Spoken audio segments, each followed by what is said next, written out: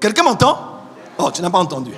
Ce Dieu-là qui a créé, c'est le Dieu éternel. Il était dans l'éternité et il a commencé à créer. Alors là où Dieu était là, c'est là où il est. C'est là où on appelle l'éternité. Quelqu'un me suit? Là, on est dans Genèse 1, verset 1. Genèse 1, verset 1 nous révèle le Dieu éternel, nous révèle aussi le Dieu créateur.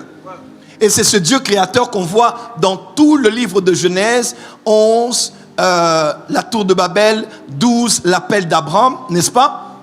Et on a maintenant l'homme qui devient le patriarche de tout ce qui allait constituer jusqu'à arriver à la nation d'Israël.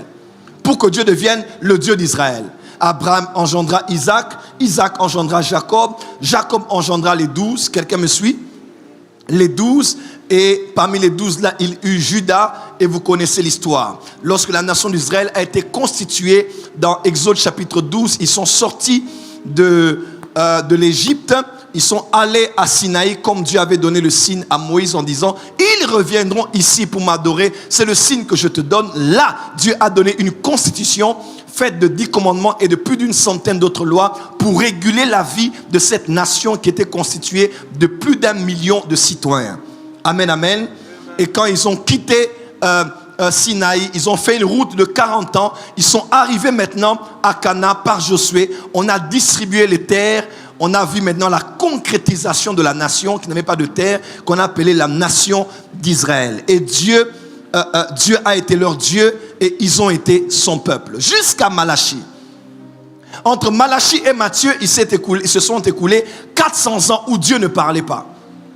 Il n'y avait pas de prophétie, pas de prophète, pas de direction prophétique. C'est alors que certaines personnalités se sont mises ensemble pour essayer au moins de garder l'importance de la Torah dans la vie de la nation. C'est là qu'on a eu des mouvements comme les pharisiens, les sadducéens, les docteurs de la loi, les scribes. Toutes ces personnalités avaient joué un rôle prépondérant. C'est là qu'on a eu la construction de ce qu'on appelle les synagogues. C'était pendant cette période-là. Et dans de Matthieu à Jean, nous sommes toujours sous la loi. Nous sommes toujours avec le Dieu d'Israël. Bien que Jésus était venu, mais la grâce n'était pas encore inaugurée. Quelqu'un me suit? Parce que Jésus n'est pas né de la dispensation de l'Église, Jésus est né de la dispensation de la loi. Galates 4, verset 4, la Bible déclare que lorsque les temps furent arrivés, Christ est né d'une vierge, né sous la loi. Jésus n'est pas né sous la grâce, Jésus est né sous la loi. Voilà pourquoi le Nouveau Testament ne commence pas dans Matthieu. Normalement, le Nouveau Testament doit commencer dans Actes chapitre 2.